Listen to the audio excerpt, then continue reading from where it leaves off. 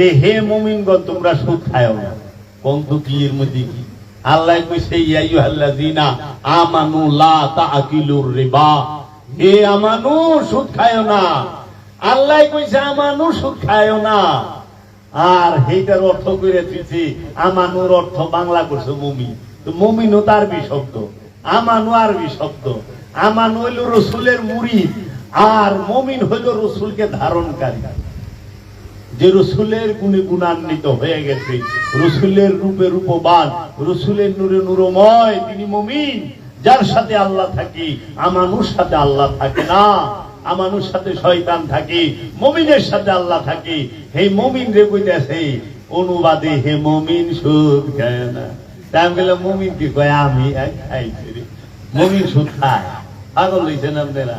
তা আমানুর অর্থ মুমিন করলেন কেন? তাহলে মানুষ এখন পড়ছে যে ভাই দেখেন মুমিন সুদ খাইব না। আল্লাহ কইছে ইয়া আইয়ুহাল্লাযিনা আমানু ওয়া আকিমুস সালাত, হে আমানু সালাত কায়েম করো। অর্থে কইরা দিছে হে মুমিন সালাত করো। তো মুমিনের জন্য সালাত না আমানুর জন্য সালাত? হজ করত, সেইখানে হাজার হাজার হাজিরে কুবায়া কাটছে হাজ্জাজ বিন ইউসুফ। হাজিদেরকে কুবায়া কাইটা জমজম কূপে ফালাইছে হাজ্জাজ বিন ইউসুফ। এই হাজ্জাজ বিন ইউসুফ সে কাবা ভাঙলো, হাজিদের কুবায়া কাটলো। আরে মিয়া, কোরআনে আল্লাহ কইছে হেরাম করা অবস্থায় কোন পিঁপড়া হত্যা করন যাইব না, মশা মাছি হত্যা করন যাইব না, গালি দেওয়া যাইব না, আল কোরআন। আর হে হেরাম করা হাজির কুবায় কেটে বলায়, চিন্তা করতে পারেন কত বড় হারামি। এর জন্য ইসলামী ইতিহাসের হিটলার হইল হাজ্জাজ বিন ইউসুফ, যাকে সারা বিশ্ব রক্ত পিপাসু এবং খুনি বইলা চিনি। যার মানে হিটলার ইসলামের মধ্যে হাজ্জাজ বিন ইউসুফ। এই খলিফা রাজা মনসুরের আমলে হাদিস সংগ্রহ করা হয় মহানবীর উফাতের প্রায় 250 থেকে 300 বছর পরে। একদম খলিফা মনসুর, মুতাওয়াক্কিল, মুতাসিম বিল্লাহ, হারুনুর রশিদ, মামুনুর রশিদ, এদের আমল। আমি যদি হাদিস নিয়ে আলোচনা করি, টাইম টু টাইম নাম দুইটা, কে কোন সময় কে কোন সময় হেগো কিতাব থেকে রেফারেন্স দেব। আমার তার আলাদা কিছু নাই, আমি ওনাদেরটা বলছি। আমি দেখছি ইমাম বুখারী রহমতুল্লাহের জন্ম 810 সালে, ইংরেজি 810 সাল। রসুলের ইন্তেকাল উফাত 632 সাল। 632 থেকে 810 178 বছর হয়। রসুলের ইন্তেকালের 178 বছর পরে ইমাম বুখারীর জন্ম। 810 সাল থেকে তিনি বড় হয়েছে 20 বছর, 830 সাল। এখন আপনি একটু ইন্টারনেটে ঢুকে সার্চ দেন 810 সালে জাজিরাতুল আরবের রাজা কে আসছিল, যায় দেখবেন বাইরে গেছে রাজা মনসুর, বাদশাহ হারুনুর রশিদ, বাদশাহ মামুনুর রশিদ, মুতাসিম বিল্লাহ, মুতাওয়াক্কিল। এরা তাদের আমলে তারা রসুলের জাত শত্রু, রসুলের আওলাদদেরকে বিষ পান করায় এরা মারছে।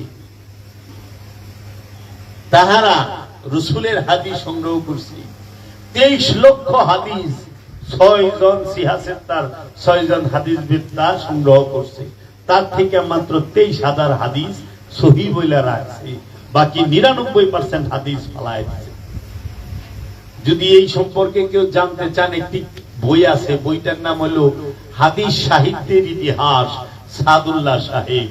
আরেকটা কিতাব আছে কারবালা ও মবিয়া, সৈয়দ গোলাম মুর্শিদ সাহেবের। একটু পইরা দেখবেন, থইলার বিড়াল বাইরেই জীবনা।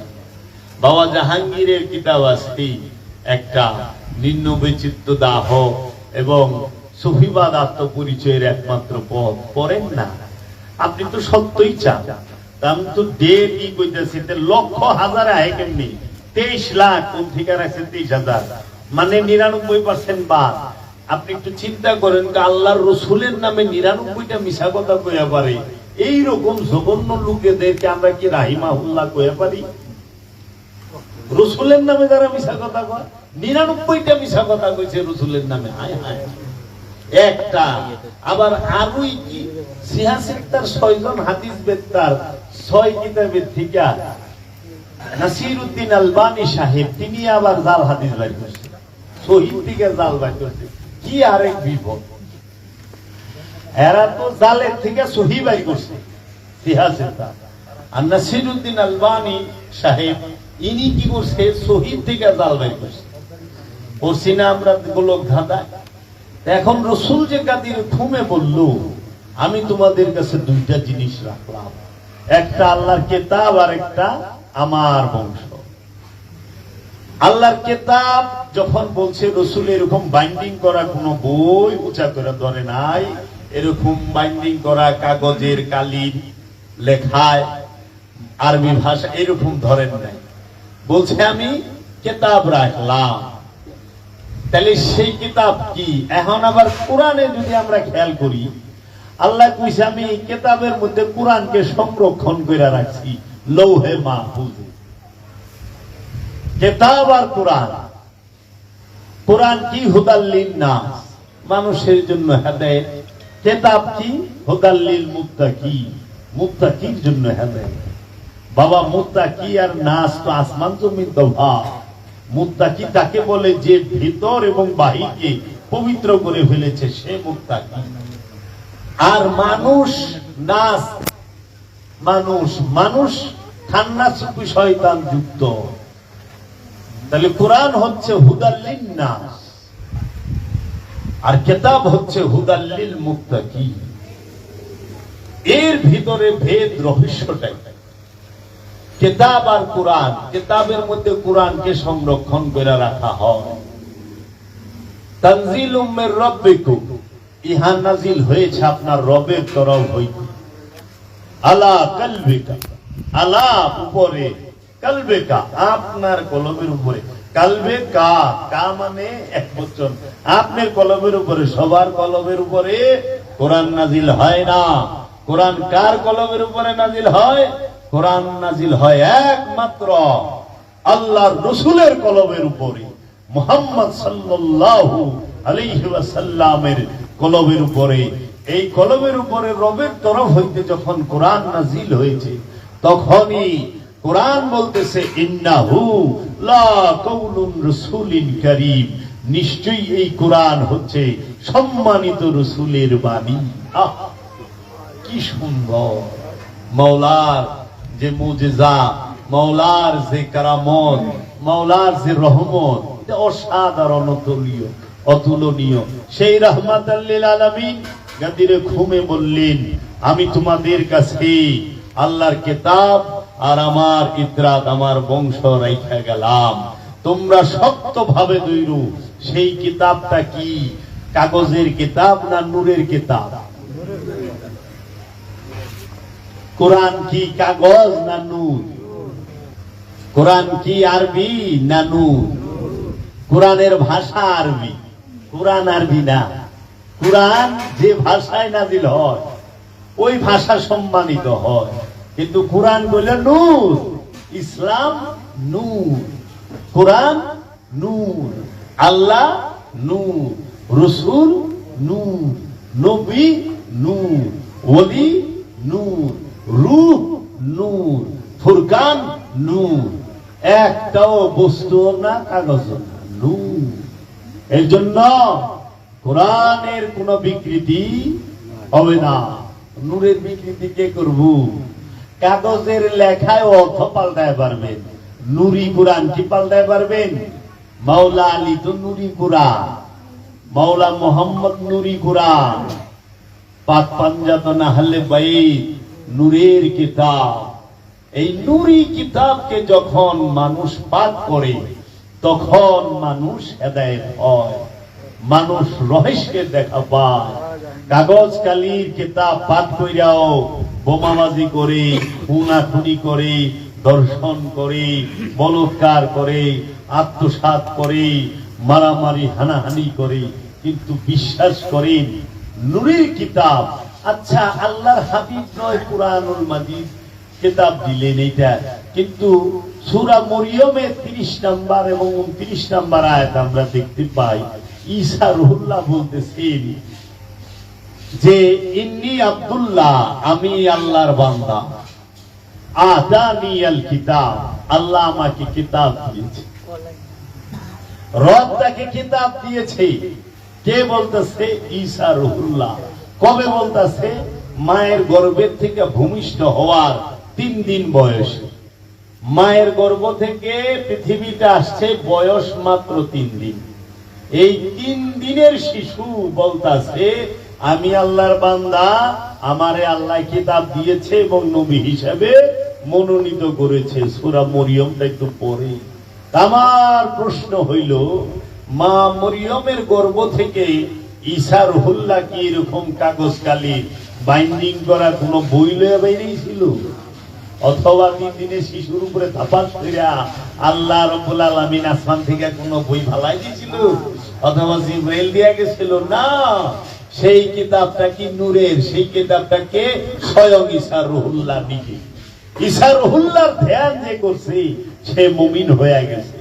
তাই নূরের কিতাব মাওলা মুহাম্মদ মুস্তাফা সাল্লাল্লাহু আলাইহি ওয়াসাল্লাম, এই মাওলা মুহাম্মদ সাল্লাল্লাহু আলাইহি ওয়াসাল্লামের নূরের চেহারা মুবারক, এই নূরের কিতাবকে যারা ধ্যান করছে, যারা অনুসরণ করেছে, যারা এই নূরের কিতাবকে সব সময় শয়নে স্বপনে নিশীথে সব জাগরণে নিদ্রায় উঠতে বসতে খাইতে লইতে সর্বক্ষণ যখন তার অনুসরণ করছে, ধ্যান করছে, সেও কিতাবে পরিণত হয়ে গেছে। এর জন্য কিতাব 2 প্রকার, একটা হলো মেজাজি আর একটা হলো হাকিকি। ওই নূরের কিতাব যাহা বলে সেইটাকে কাগজের মধ্যে যে কোনো ভাষায় কালি দিয়া লিখা রাখে, ধইরা রাখে যে নূরের কিতাব এই কথাগুলো বলছে, তখন এইটাকেও কিতাব বলা হয়। কিন্তু ওই কিতাবটা হয় মেজাজি, আনুষ্ঠানিক কাগজ কালির বাইন্ডিং এর কিতাব।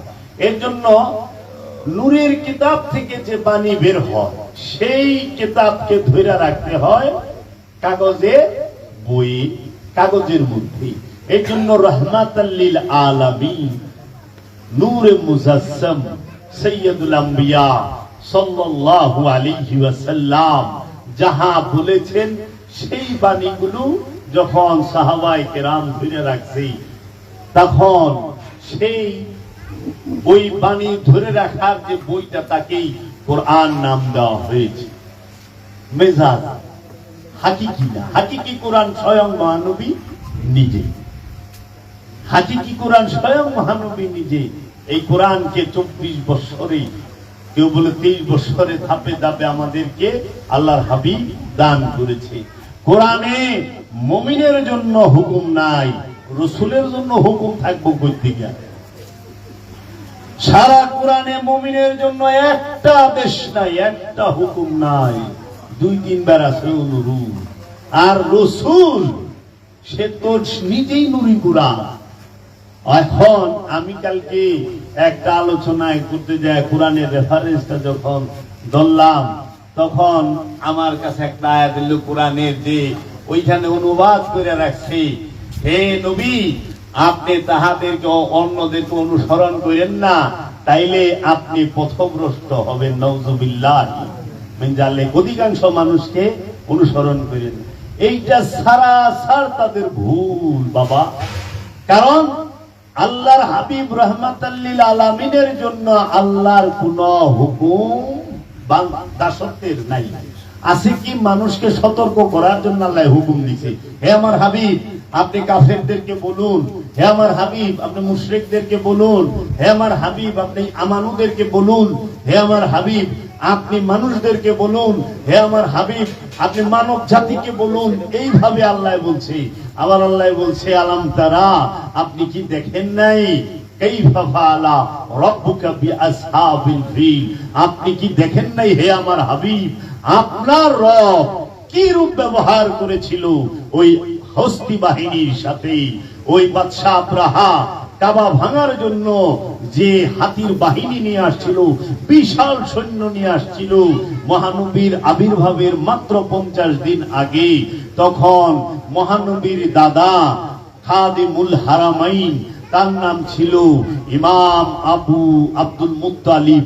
এই আব্দুল মুত্তালিব তখন এই এত বড় সৈন্যবাহিনী দেখে বলছি, ইয়া রব্বে কাবা, ওগো রব্বুল আলামিন, এত বড় বাহিনীকে ঠেক দেওয়ার মতো, ট্যাকেল করার মতো, তাদেরকে প্রোটেস্ট করার মতো এত ক্ষমতা আমার নাই, তোমার কাবা তুমি রক্ষা করো।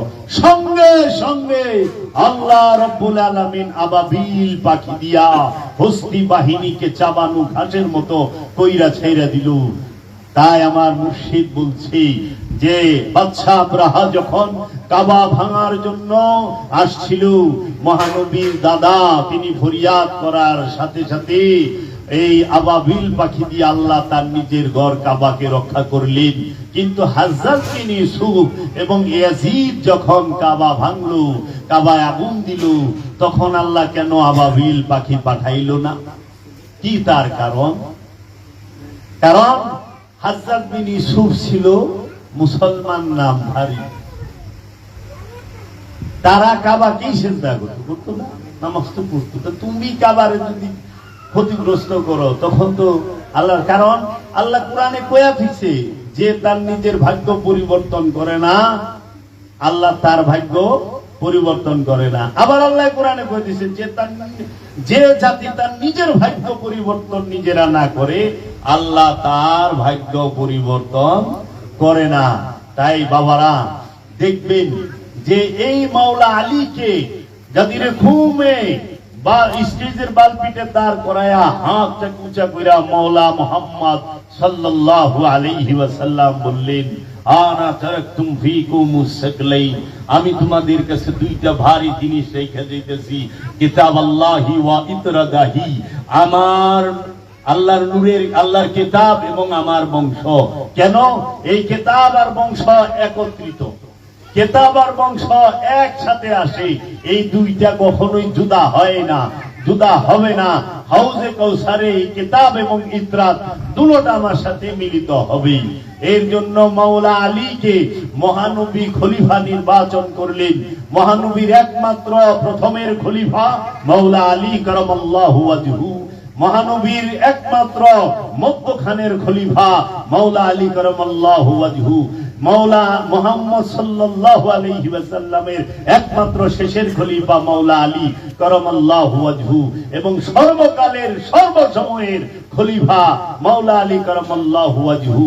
তাই আল্লাহর হাবিব বলেছেন, আনা মদিনাতুল ইলমি আলিউ বাবাহা, আমি ইলমের শহর, এ আলী হচ্ছে সেই শহরের দরজা, আলী হচ্ছে ইলমের শহরের দরজা। যদি রাসূলের সাথে কেউ একবার দেখা করতে যায়, ওই দরজার সাথে দুইবার দেখা হবে। এবং আল্লাহর হাবিব বললেন যে এই দেহের মধ্যে মাথার মূল্য যতখানি, আমার কাছে আলীর মূল্য ততখানি। এই দেহের মধ্যে প্রাণের মূল্য যতখানি, আমার কাছে আলীর মূল্য ততখানি। এই দেহের মধ্যে প্রাণের মূল্য যতখানি, আলীর মূল্য ততখানি। আলীকে যারা কষ্ট দেয় তারা আমারে কষ্ট দেয়, আলী থেকে যারা মুখ ফিরিয়ে দেয় তারা আমার থেকে মুখ ফিরিয়ে দেয়, আলীর বিরুদ্ধে যারা অস্ত্র ধরে তারা আমার বিরুদ্ধে অস্ত্র ধরে। আলীকে দেখলে যাদের মুখ বেজার হয়, আলীর নাম শুনলে যাদের মুখ কালো হয়ে যায়, গুমরা হয়ে যায়, তারাই মুনাফিক। মুনাফিক চেনার একমাত্র মাধ্যম হলো মাওলা আলী কারামাল্লাহু ওয়াজহু। এই মাওলা আলীকে মহানবী তার খলিফা নির্বাচন করলেন। নির্বাচন করে যখন বললেন, দোয়া করলেন, আয় আমার আল্লাহ, যে আলীকে সাহায্য করে তুমিও তাকে সাহায্য করো, যে আলীকে পানা দেয় তুমিও তাকে পানা দাও, যে আলীর মদদগার তুমিও তার মদদগার হও। কেন? মাওলা আলী কারামাল্লাহু ওয়াজহু তিনি সর্বপ্রথম সমস্ত মানুষের মধ্যে, পুরুষের মধ্যে সর্বপ্রথম ঈমান আননেওয়ালা মহানবীর কাছে মাওলা আলী। গারে হেরার মধ্যে মহানবীর খাদেম মাওলা আলী। রুহুল আমিন যখন কোরআন নিয়ে রাসূল সাল্লাল্লাহু আলাইহি ওয়াসাল্লাম রাহমাতাল লিল আলামিনের সামনে উপস্থিত হন, বাশার রূপ ধারণ করে, তখন মাওলা আলী ওইখানে উপস্থিত, ওই দরজায় উপস্থিত। খাদেম হিসেবে, মাওলা আলী সেবক, মাওলা আলী মহানবীর সেবক এবং মা খাদিজাতুল কুবরা মহানবীর সেবক। মাওলা আলী বদর জয় করে, মাওলা আলী খায়বার জয় করে, মাওলা আলী উহুদ জয় করে, মাওলা আলী সে সিফিনের মধ্যে বিজয়ী হয়, মাওলা আলী সে খন্দক জয় করে। মাওলা আলী আলাইহিস সালাতু ওয়াস সালাম তিনি যখন মহানবীকে ছাইরা সবাই কাফেরদের ভয়ে পালায় গেল উহুদে, মহানবীকে মারতে মারতে কাফেরেরা রক্তাক্ত কইরা ফেলাইছিল। মহানবী অজ্ঞান হয়ে গেছিলেন। শুধু অজ্ঞান হওয়ার আগে মহানবী ডাক দিয়েছিল ইয়া আলী আল মাদা। সঙ্গে সঙ্গে মাওলা আলী আইসা সমস্ত কাফেরের মাঝখান থেকে মহানবীকে উদ্ধার করে নিয়ে যায়।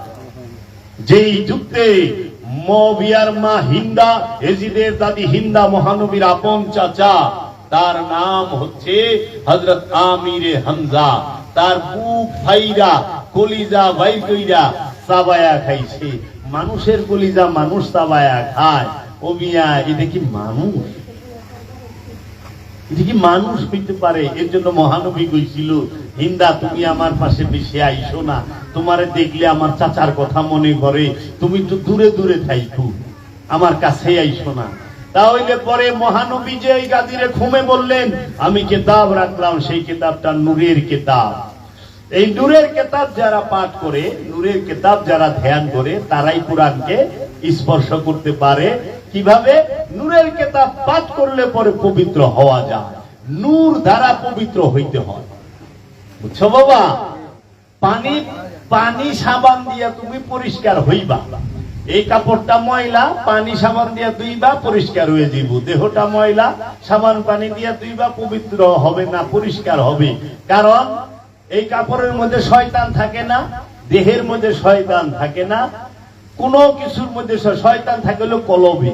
তাইলে কলব পরিষ্কার করতে হয় নূর দিয়া। পানি আর সাবান দিয়া কলব ধোয়ার কোনো ব্যবস্থা নাই, সুযোগও নাই। নফসের সাথে শয়তান মিশা থাকে। কামনা, শয়তান হলো কুমন্ত্রণা দাতা, সবার সাথে শয়তান মিশা আছে খান্নাস রূপে। খান্নাস মানেই হচ্ছে কামনা।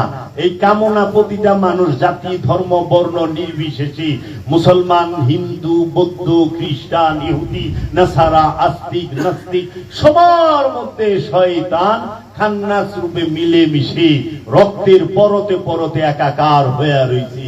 এই শয়তানকে যদি কেউ নফস থেকে তাড়াইতে চায়, কলবটাকে যদি কেউ পবিত্র করতে চায়, অবশ্যই ওই নূরের কিতাব, যেই কিতাব ঈসা রুহুল্লাহ, যেই কিতাব মুসা কালিমুল্লাহ, যেই কিতাব নূহ নবিউল্লাহ, যেই কিতাব আদম সফিউল্লাহ, যেই কিতাব মুহাম্মদ সাল্লাল্লাহু আলাইহি ওয়াসাল্লাম, এই নূরের কিতাব, এই মাওলা আলীর মতো নূরের কিতাবের ধ্যান করে, এই সুলতানুল হিন্দ খাজা গরিবি নওয়াজের মতো নূরের কিতাবের ধ্যান করে, বড় পীর আব্দুল কাদের জিলানী বাগদাদি আলাইহিস সালাতু ওয়াস সালামের মতো নূরের কিতাবকে ধ্যান করে, এই বাংলার জমিনে বাবা শাহজালাল, বাবা শাহপুরানের মতো নূরের কিতাবকে ধ্যান করে, বাবা জাম শরীফ শাহ সুরেশ্বরী এবং কালান্দার বাবা জাহাঙ্গীরের মতো নূরের কিতাবকে ধ্যান করে নিজের কলবকে পবিত্র করতে হবে, নফসকে পবিত্র করতে হবে।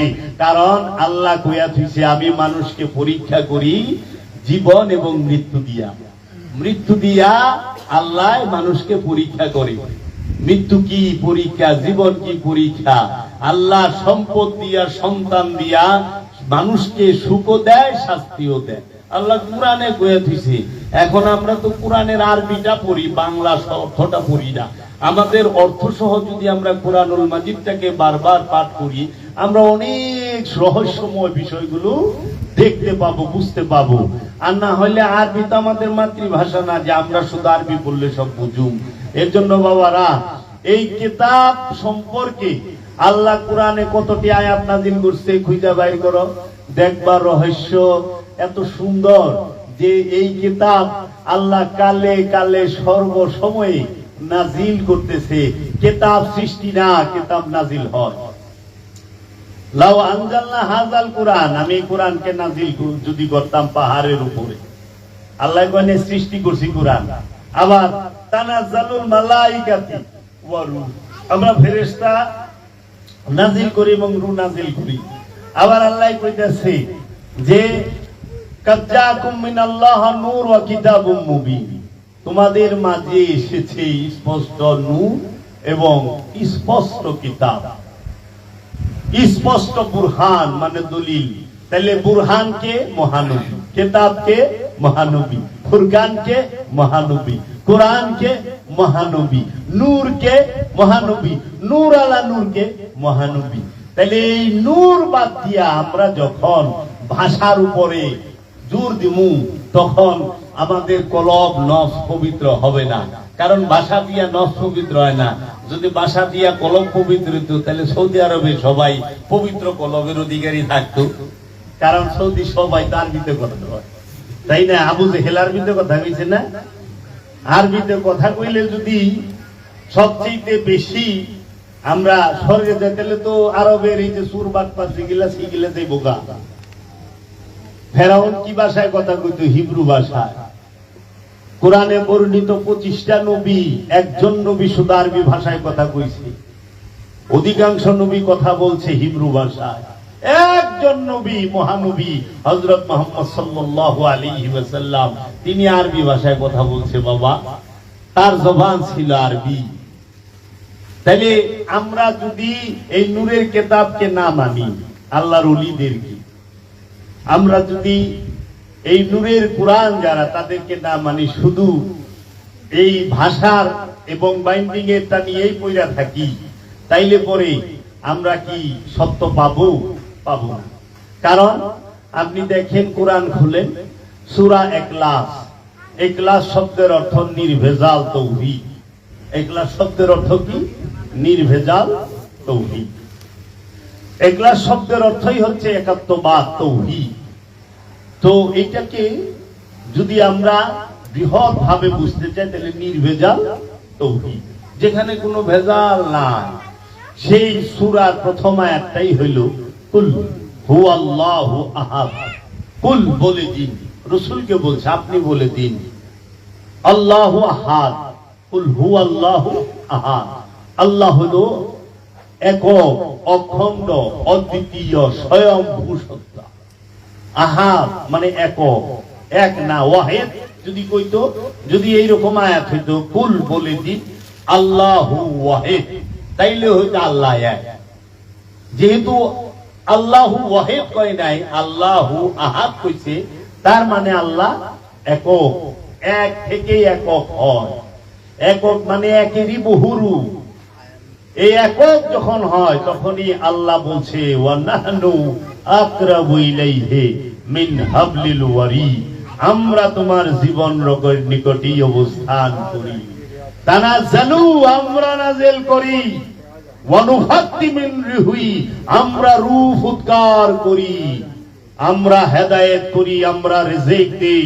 যত জায়গায় আল্লাহ এই রিজিক বন্টনের বেলায় আমরা শব্দ উচ্চারণ করেছি, হেদায়েতের বেলায় আমরা শব্দ উচ্চারণ করেছি, আল্লাহ সব মানুষকে নাজিল করার বেলায় আমরা শব্দ উচ্চারণ করেছি, ফুৎকার করার বেলায় আমরা শব্দ উচ্চারণ করেছি।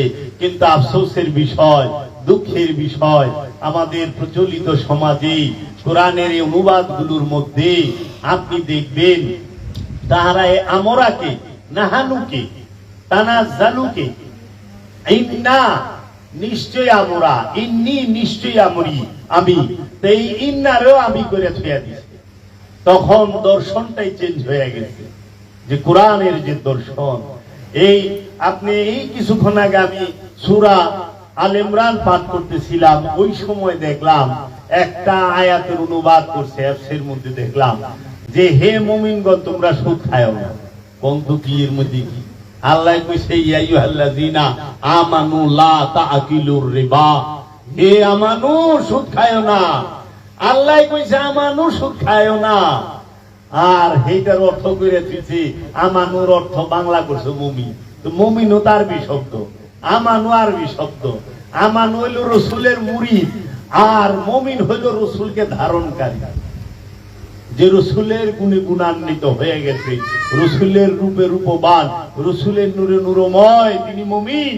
যার সাথে আল্লাহ থাকি আমানুর সাথে আল্লাহ থাকে না, আমানুর সাথে শয়তান থাকে, মুমিনের সাথে আল্লাহ থাকে। হে মুমিন রে কইতাছে অনুবাদে, হে মুমিন সুদ খায় না। তাই আমি বললাম মুমিন কি কয়, আমি খাইছি রে। মুমিন সুদ খায়, পাগল হইছেন আপনারা? তা আমানুর অর্থ মুমিন করলেন কেন? তাহলে মানুষ এখন পড়ছে যে ভাই দেখেন মুমিন সুদ খাইব না। আল্লাহ কইছে ইয়া আইয়ুহাল্লাযীনা আমানু ওয়া আকিমুস সালাত, হে আমানু সালাত কায়েম করো। অর্থে কইরা দিছে হে মুমিন সালাত করো। তা মুমিনের জন্য সালাত না আমানুর জন্য সালাত?